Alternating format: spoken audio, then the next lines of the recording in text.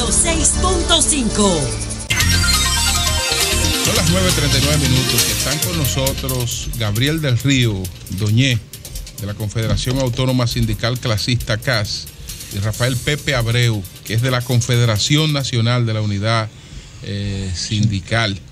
Entonces vamos a conversar con ellos en orden de edad, de experiencia, de conocimiento, de sabiduría. Empezamos con Gabriel. Son 15 años que me lleva. Gabriel se rajó ya. 15 años. ¿Es así? Muy bien se mantiene. Don Gabriel, a favor de Gabriel. es verdad. 15 años. Le lleva 15 años. Pero no lo aparenta, parece. No lo aparenta. Yo cumplí 80. ¿Qué? ¿Cuánto? Fórmula. No, pero usted para mi parámetro familiar es un niño. Que usted le da un poco de razón a José, lo que decía ahorita. Santa Bárbara bendita de diciembre. ¿Y cómo lo ha logrado? ¿Y cuántos años tiene la actividad sindical, Gabriel? 55 años, 56 años. Es decir, usted... Yo pensé que era 80 también que tenía la actividad. No, porque en tanto tiempo. Como los 25. Él es más viejo que nosotros en la actividad sindical. Claro. O sea, cuando yo nací, yo te al rato que estaba haciendo sindical. Pues, Gabriel, ¿Y alguna fórmula para mantenerse joven? Es un problema genético y de alimentación, fundamentalmente. Sí. Gabriel, yo sé que... Perdón, y usted siempre está positivo. En los momentos más complicados, María Elena, que hemos pasado los últimos tiempos luchando, siempre Gabriel del Río es la calma, y toda la tranquilidad y la negociación, siempre. Gabriel, de verdad. Nosotros es radical y él ahí. Gabriel, sé que las enfermeras siempre han tenido muchos vínculos con la CAS. Entonces, a propósito ahora de que se han llevado unos acuerdos que incluyen las enfermeras auxiliares y todo el sector salud, ¿ustedes qué piensan de estos acuerdos? Formidables, son acuerdos que realmente, bueno, primeramente saludo a todos ustedes, este programa extraordinario de nuestro país, que indudablemente va adelante en todas sus proyecciones. Bueno, ese acuerdo con las enfermeras fue un acuerdo exitoso para las mismas, sus pensiones que van a recibir, los salarios, se le igualaron los salarios del Seguro Social a las enfermeras de salud pública, pues tenían una diferencia bastante grande. Una enfermera en salud pública ganaba alrededor de 13, 14 mil pesos y una del Seguro Social ganaba alrededor de 23, 24 mil pesos. Eso se le igualó. Lo más importante es que ellas están ahora maravillosamente bien, son las pensiones, porque hay enfermeras que van a recibir 55 mil pesos de pensiones. Es un logro importante. Pero muy importante. Están muy contentas con esos logros y nosotros apoyamos ese logro, no solamente las enfermeras de la CAS, sino las enfermeras de la CENUS, que dirige Julio César, Rafaela, y estos grupos están realmente muy contentos con los acuerdos y nosotros apoyamos esos acuerdos desde el principio porque realmente son positivos para el sector salud. Ustedes que han sido protagonistas de los que han estado ahí al frente en las últimas décadas, defendiendo a los trabajadores, luchando por un mejor salario, buscando en cada junio, más o menos cada 2 años que esto se discute, comienzan con solicitando un aumento de 40%, pero se logra como un 13, 14%, más o menos, ha sido la experiencia de los últimos años. ¿Cómo se han sentido con esta discusión del aumento de salarios de los senadores? Bueno, primeramente es un aspecto legal, vamos a decirlo así, o sea, es un problema legal. Pero es justo. O sea, ellos hicieron este aumento en base a la ley, o sea, si se quiere legal. Lo que no es lógico. O sea, es legal, digámoslo así, pero no tiene sentido que en estos momentos donde tenemos salarios mayores de 2.800 y tantos pesos, salario público mínimo de 5.000 y tantos pesos, como que hay como que uno el corazón como que le revuelve a uno. ¿Cómo es posible que los legisladores que hemos estado reclamando, exigiendo aumento salarial por ley, no por el Comité Nacional de Salario, porque sabemos que el Comité Nacional de Salario solo el mínimo. Salario mínimo, y estamos hablando de salarios justos, salarios humanos, que ese salario indudablemente tiene un gran problema. La pensión va a repercutir negativamente en la pensión de más del 42% que gana salario de menos de 10 mil pesos en este país. Claro. 42% ganan menos de 10 mil pesos. Igualmente de miseria. Las pensiones de miseria, claro. Una situación. ¿Y con qué se va a retirar una gente? Bastante compleja. Claro. Pero estamos hablando de los salarios zona franca, que son 8.500. En la hotelería, 7.500. Cuando usted habla de la hotelería, explíqueme eso de la hotelería. Los hoteles. Pero los hoteles de bajaron todo. Pero 7.000. 7.800 pesos. El salario mínimo. El salario mínimo por ley. Para los empleados. 7.800 pesos. Entonces usted dice, ¿cómo va a repercutir eso en una pensión a un trabajador que pase 30 años trabajando? Óyeme, va a recibir alrededor de ¿cuánto? Un 35% de su salario. 3.000 pesos. Que tal vez ellos tienen otros ingresos, pero no se les refleja en la pensión. No se les refleja en la pensión. Porque le toca el 10% de la propina y que se le distribuye de su salario. Redondean alrededor de un 20 y tantos mil pesos. 23 mil. El 10%. Pero que eso no incluye en el salario. Eso no es salario. O sea, pero no es salario. No es salario. La pensión no vale. No es salario. Coincide, Pepe, con Gabriel. Bueno, yo primeramente quiero saludar a este formidable equipo. Creo que fue una buena cosa juntar a gente como ustedes. Una buena idea de Antonio Payá y ustedes mismos, ¿verdad? Juntarse, porque este es uno de los equipos, si se quiere, más importante que yo he visto en un programa de este tipo. Ojalá que este equipo se mantenga así. Siempre unido, fuerte y divergente como es, porque así que lo necesitamos también, que no tenga posiciones únicas, sino posiciones encontradas como la que vemos todos los días aquí. Bueno, hay que decir una cosa que hay que decir es que los empleadores se manejan, ¿me entiendes? Por ejemplo, en el caso de los hoteles, ¿qué es lo que ellos hacen? Dicen, bueno, esta gente puede ganar salario bajo, porque como dice Julio, hay el 10% de propina de compensación. Ahora ese 10% ¿quién lo paga? ¿Tú entiendes? No lo paga la empresa. Generalmente es cargado al cliente, como se sabe, ¿verdad? Entonces el cliente contribuye de dos formas, ¿verdad? A pagar el salario, con lo que consume y además con ese 10%. Una cosa que hay que entender es, por ejemplo, en el caso de los senadores, que hay una ley, la 105-2013. Esa ley, que es una ley que está en el escritorio del presidente por el tema del reglamento, establece, por supuesto, un ajuste de los sueldos en el sector público a todos los niveles. O sea, eso plantea que el mínimo en el sector público debía ser, en lugar de 5.117, debía ser 7.500 pesos. Establece eso, el mínimo. Todavía sigue siendo bajo, porque sigue siendo menos de 10.000. Como dice Gabriel. Pero fíjate bien, ellos, sin haber hecho el reglamento de esa ley que permitirá el aumento general, entonces, legislando para sí mismos, deciden subirse 70.000 pesos. Entonces, una acción así, esos legisladores deben saber que tiene un rechazo de la población. Por eso estoy de acuerdo con el doctor Albuquerque, que cuando dijo hay que tener cuidado, y le advirtió inclusive al partido en el poder, tener cuidado con acciones de ese tipo, porque acciones de ese tipo concitan rechazo. Entonces, uno lo más que puede hacer es pensar que a alguien en el Senado se le ocurre entonces acelerar el tema de la aprobación del reglamento, ¿me entiendes? O fijar o en el próximo presupuesto entonces comprometerse. Es que ya ellos resolvieron, un aumento para el conjunto de la empleomanía. Ya ellos se beneficiaron, ya ellos no les importa. Perdón, Dolly. Miriam me aclaró ayer. Miriam Cabral. La diputada Miriam Cabral. Ese fue mi comentario ayer. Y ella llamó, aclaró que el reglamento lo hace el Poder Ejecutivo, no el Congreso. Pero entonces la presión es para el Poder Ejecutivo. Bueno, tiene que hacerlo. Que estaba en el escritorio del presidente. Tiene que hacerlo en el territorio del presidente. Porque si no, entonces, ¿qué es lo que va a pasar? Mira, si tú aumentas los peajes y viene y mete el tema ese del bendito de transporte, el combustible 2 veces consecutivas. Por coincidencia, por coincidencia, 2 veces.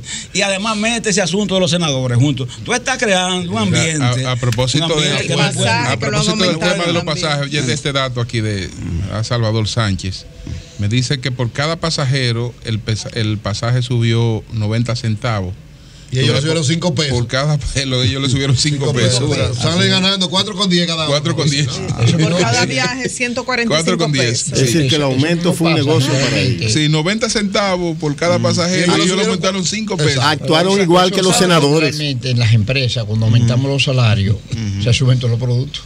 Sí. Que es una barbaridad. O sea, es una barbaridad. O sea que tenemos un desorden aquí bastante complejo en nuestro país. Hay un sistema no correcto, no ordenado, en función de dañar a lo más pobre, la población. O sea que hay una situación en estos momentos, ¿cuáles son las principales aspiraciones de ustedes? ¿En base a qué reclamos están ustedes trabajando en estos momentos?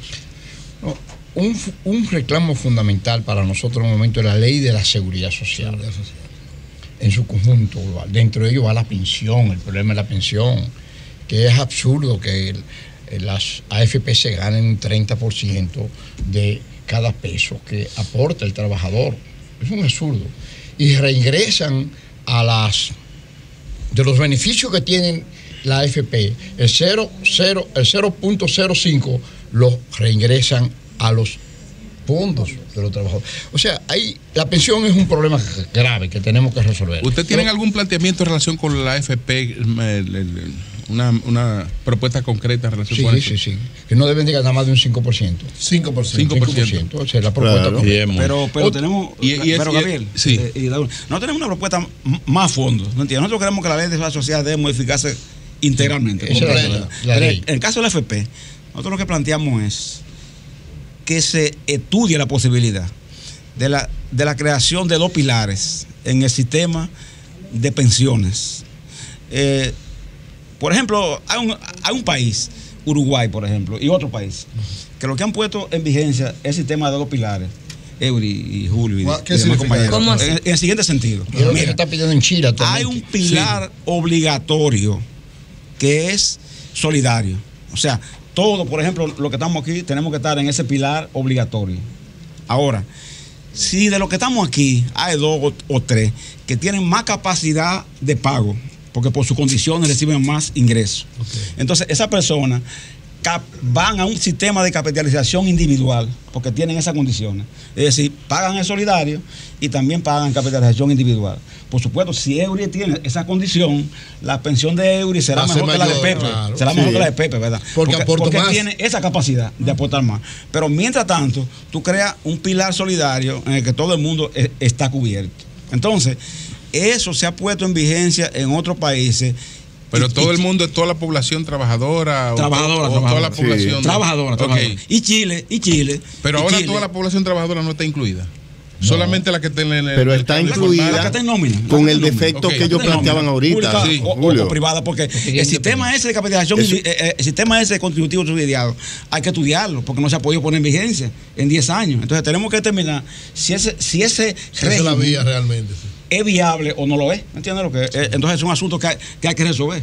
Porque en el mundo entero lo que se hace es que usted o contributivo o subsidiado, 2 caminos. Y hace sentido. Exactamente. Eso que Pepe está planteando hace tanto sentido. No que Chile, que fue el modelo nuestro, claro, hoy está la gente en la calle demandando un cambio de esa norma. Así es, así mismo es. Bueno, ese es un problema de las pensiones. Pero hay otro problema, otra demanda. ¿Cuál? Fundamentalmente el problema de los salarios. Óigame, señores, es que no puede vivir una gente con 5,000 pesos, un policía con 6,000, 7,000 pesos. O sea, nosotros tenemos que revisar a fondo este problema de nuestra gente. Los salarios tan bajos hacen que la pobreza aumente. El gobierno ha hecho cosas importantes. Las pobrezas críticas la ha mejorado, pero la pobreza de la grandes mayoría se mantiene, porque si estamos hablando que el 42.5%, según el Consejo de la Seguridad Social, el que gana 10,000 pesos vive en la pobreza. Alrededor de 10,000 pesos. ¿Y quién vive con 10,000 pesos? Y el presidente lo planteó en una ocasión. Entonces, sobrevive. El problema salarial es un problema de justicia social.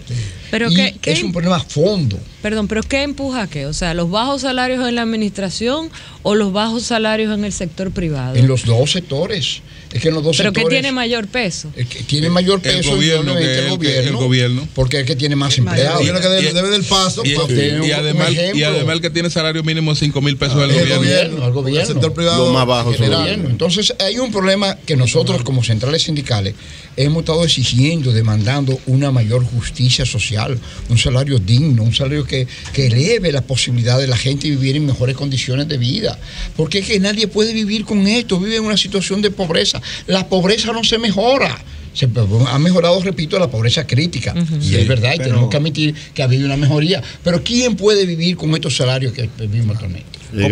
Completando un poquito más esa parte, hay que decir una cosa, ¿verdad? También, tú sabes que el concepto que se tiene de gobierno es que Balaguer lo decía, ¿sabes? Aquel enemigo de Eury mío, así, Balaguer. decía que el Estado y la empresa del Estado era una especie de warfare dominicano. Decía él. Sí. Así se pronuncia. Sí, porque era un asunto de poner gente ahí. De poner gente ahí para ayudarla. Sí, exactamente, para ayudarla. Entonces yo te ayudo con 3,000 pesos, con 5,000, etc. Esa es la idea, el concepto la noción que tenía. Ahora, cuando tú te vas al sector privado, tú tienes que analizar que el sector privado no. El sector privado no se juega, tú ves, no se juega. El que no trabaja no cobra. Se presume, tú ves, que si a ti te ponen 8 horas en el sector privado, son 8 horas de trabajo, ¿verdad que sí? Entonces, tú coger en el sector privado y pagar salarios como se pagan aquí, que son, que los mínimos van, desde Zona Franca, por ejemplo, pagaste 7,500 pesos, ¿verdad? Hasta hotelería, pagaste 7,500. Hasta la empresa más grande, pagaste 12,200. La mediana, tú ves, pagaste 9,000. La pequeña, pagaste entonces 6,500.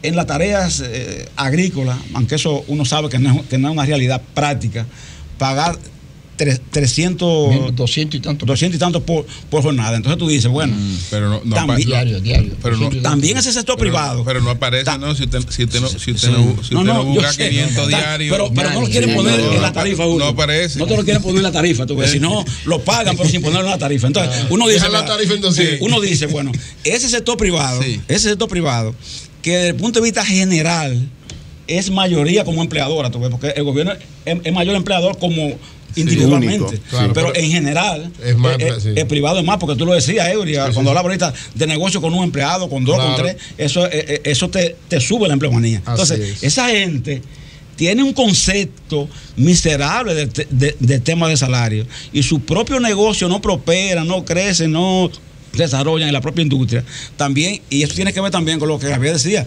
con los bajos salarios. Entonces, no se trata solamente de un tema como de gobierno, no. Se trata también de una mentalidad de un sector privado que cree que el rendimiento debe estar basado en el tema de los bajos salarios y la ganancia.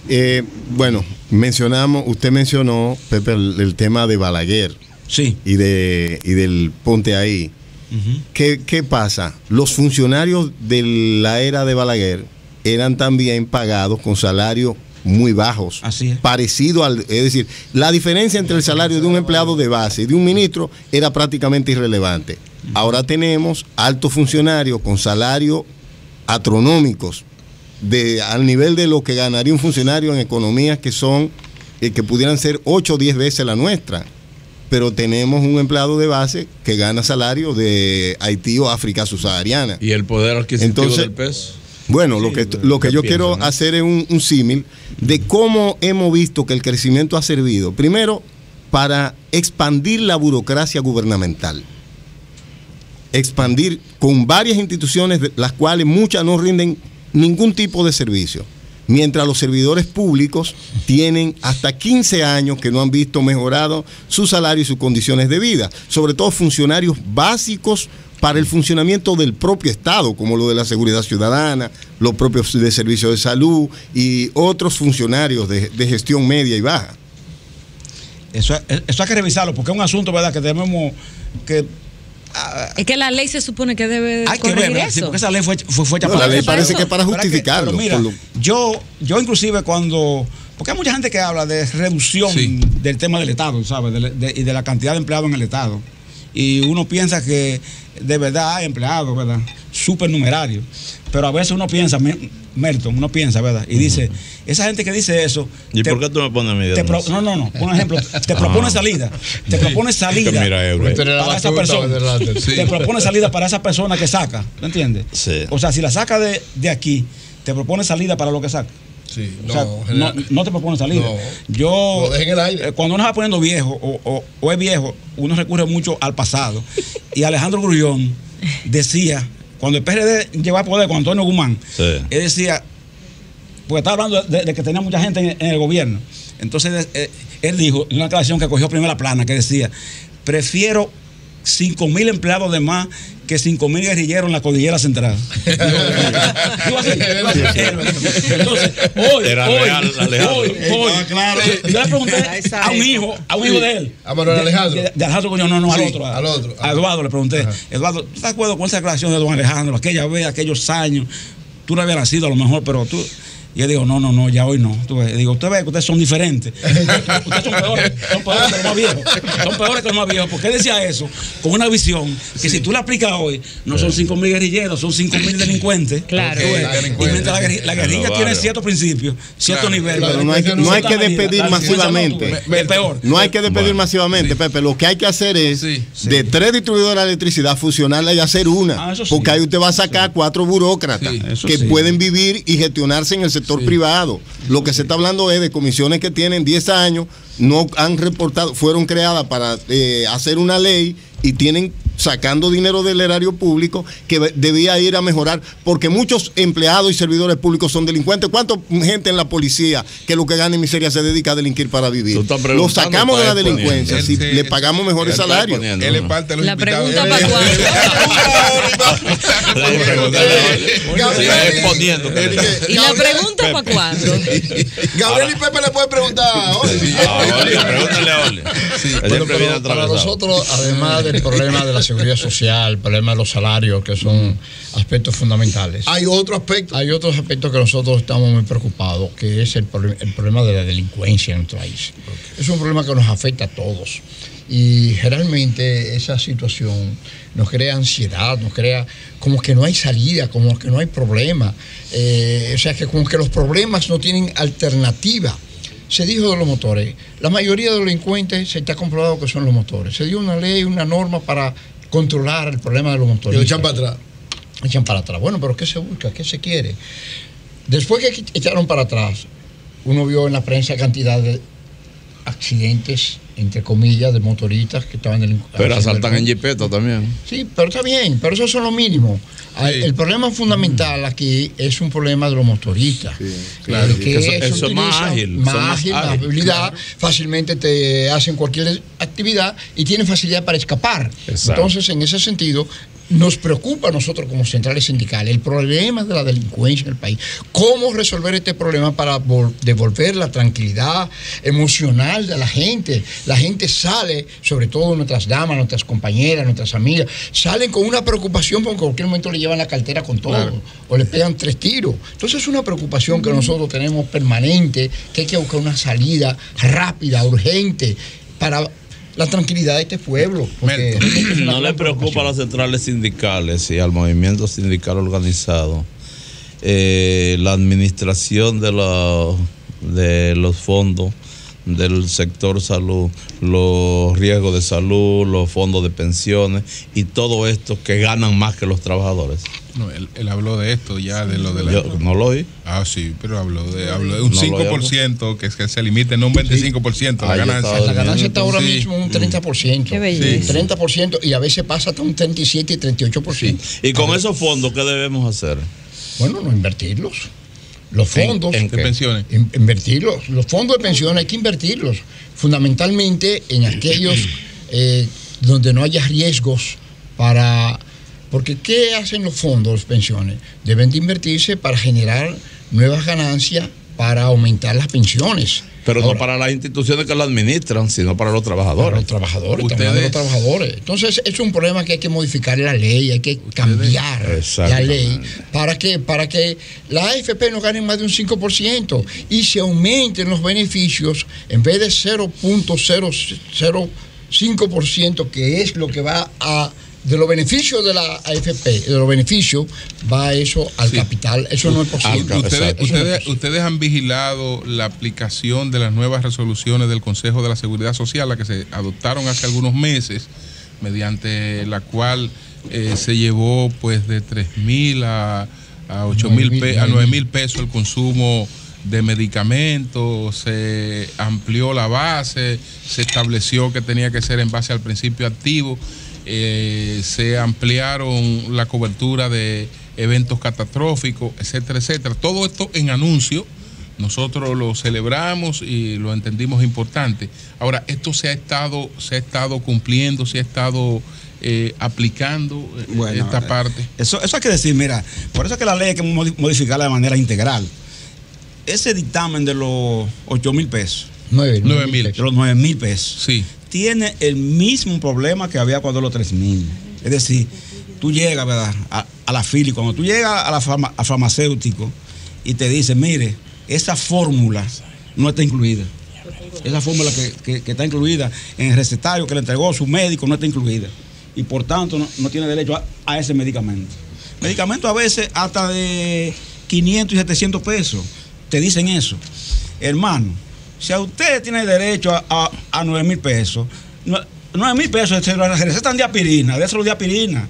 Si es de mejorar, de lo que sea, de salandro, usted tiene que dárselo, de lo que sea, ¿verdad? Usted tiene que dárselo.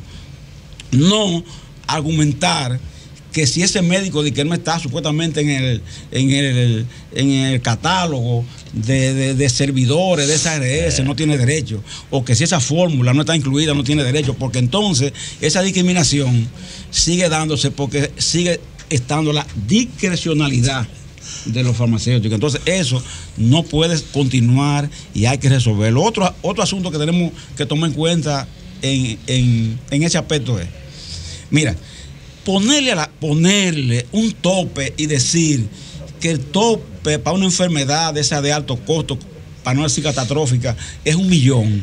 Es algo absurdo en seguridad social, porque a nadie que esté aquí sentado en esta mesa, tú le preguntas y le dices, ¿tú crees que la vida cuesta 1 millón? Ninguno de los que está aquí va a decir que sí. Imposible. Sí, cuesta 1 millón. Y cuando se agota ese millón, entonces a usted le pueden decir, bueno, en virtud de que ese millón se agotó, el familiar suyo que está ahí. Pero si lo vemos en función de lo que estaba establecido, bueno, esto ha sido un avance. Lo importante para mí fuera que se estuviera cumpliendo, porque en este caso incluso te incluyeron 17 eventos distintos, que antes tú lo podías agotar en un evento, pero si te presentaba un evento de distinta naturaleza, ya tú lo tenías agotado. Es decir, aquí tú tienes 17 eventos distintos en función de lo que había. Ya es un avance, porque es verdad que tal vez una persona con 1 millón no resuelva el problema, pero nosotros vivimos recibiendo aquí gente que lo que necesitan son 250 mil pesos. Es decir, que además, por lo menos la capacidad tiene límite, la estuviera cubierta y estratégicamente yo lo veo así. Yo digo, bueno, una vida no tiene como valor, todo lo que entonces dependiendo del lugar en que uno esté situado, uno asume o no. Pero la cosa siempre es que tener cierta racionalidad económica también para que sean sustentables. Cuando uno está situado, ¿verdad que sí? En el lugar de verse como paciente o ver a alguien como paciente, tú ves, que responda a uno, ahí como que la reacción es distinta, tú ves. Sí. Eso es así. Pero quiero decir algo más. Tú decir, por ejemplo, una persona cuando la pensionan, tú tienes derecho a dejarla fuera del seguro, fuera de los seguros, ¿verdad? Es un atentado, ¿entiendes? Es un atentado porque es un atentado a los derechos humanos. Ahí es que se necesita el seguro. Porque tú estás hablando, Oli, ¿verdad que sí? De que cuando la persona más necesita, tú lo vas a dejar fuera. Tú decís, por ejemplo, que un padre que dependa de ti, una madre que dependa de ti, no es parte del núcleo familiar y por tanto no la puede incorporar. Y solo es porque como tienen una edad avanzada, ese es el problema. No es porque sea padre, no, es que tiene una edad avanzada. Y como va a necesitar más atención médica, más consulta, entonces te dicen, no, esa no es parte del núcleo familiar, aunque tú lo mantengas. Está fuera de ese núcleo, ¿me entiendes? ¿Para qué? Para que tú, si quieres tener tu padre o tu madre, tengas que pagar un servicio mayor. Y hay que decirlo. Aquí estamos trabajando con un plan de servicio de salud, no es con el plan básico. Y el que quiere tener una salud un chin mejor, ¿a qué tiene que acudir? Al plan complementario, todos lo sabemos, que es así. Entonces, uno dice que la ley de seguridad social fue un paso de avance, es verdad, con relación a lo que había de las igualas médicas, pero ha creado nuevas inequidades, porque ha creado, ¿verdad?, un plan básico de salud que no se aplica, sino un plan de servicio de salud. Entonces hay plan de servicio complementario y hay y hay un subsidiado, ¿entiendes?, de SENASA. Y hay también aquellos que no tienen ni siquiera subsidiado. Sí. Entonces, tanta disparidad en un tema como la salud no debe existir en un sistema, porque se trata de salud, no es de camisa. Es decir, tú te pones una camisa diferente al otro, un pantalón diferente al otro, uno tiene un carro distinto al otro, una casa diferente al otro, y la diferencia y en que haya diferencia, tú no puedes discutir por eso, tú ves. Claro. Okay. Gabriel, finalmente de mi parte, ¿cómo están las relaciones entre empleadores y ustedes como representantes de los trabajadores? ¿Se mantiene un diálogo permanente cuando hay necesidad de hacerlo? En estos momentos, como los conflictos son de carácter general, digámoslo así, se mantiene el diálogo permanente entre nosotros. De vez en cuando nos juntamos para conversar, para ver los problemas. Tenemos problemas pendientes que nosotros hemos dicho que no queremos volver, como el Código de Trabajo, por ejemplo, que hemos dicho. Pero el problema de la cesantía, no, para nosotros eso se descartó. O sea, volver a discutir sobre el Código de Trabajo, ya nosotros descartamos sobre ese aspecto. ¿Por el tema de los derechos adquiridos? Sí, sobre todo por el problema que nosotros conocemos de las cesantías, que es un problema de fondo que nosotros hemos dicho, no queremos que se transforme la cesantía, sobre todo que no se transforme, porque en definitiva va a afectar a una cantidad de trabajadores que le va a hacer daño. Pero nosotros creemos que esto es fundamental y las relaciones las mantenemos. Nosotros, por ejemplo, estamos ahora en la Cena de Confraternidad, que la celebramos. Le llegaremos la invitación el día 5 de octubre. Invitamos a los empresarios, al gobierno, para compartir en una cena de confraternidad. Y yo creo que es importante mantener el diálogo. El diálogo permanente hay que mantenerlo. Nosotros también tenemos un problema, que es un problema clave, que no se nos puede dejar de escapar, que es el aumento de las pensiones. Es un problema clave. ¿Cómo mejorar las pensiones de 5.200 pesos a nuestra gente, a nuestros pensionados? Es un problema grave. No estoy hablando de las pensiones futuras, que van a ser peores. La pensión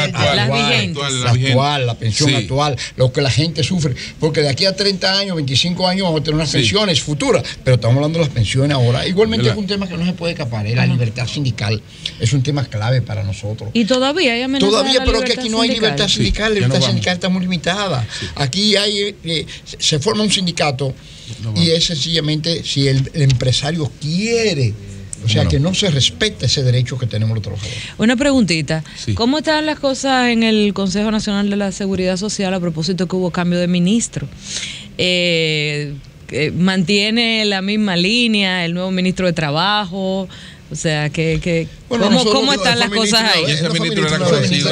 Sí, pero perfecto, pero la ministra anterior tenía una línea fuerte. Cada ministro tiene su librito. Sí, nuestro ministro actualmente es un ministro de mucha práctica, mucha experiencia y sobre todo un hombre práctico. No habla mucho, pero ejecuta. Bueno, pues están contentos ustedes. Bueno, gracias a Gabriel del Río, gracias a Rafael Pepe Abreu. Cambio y fuera. El sol de la mañana.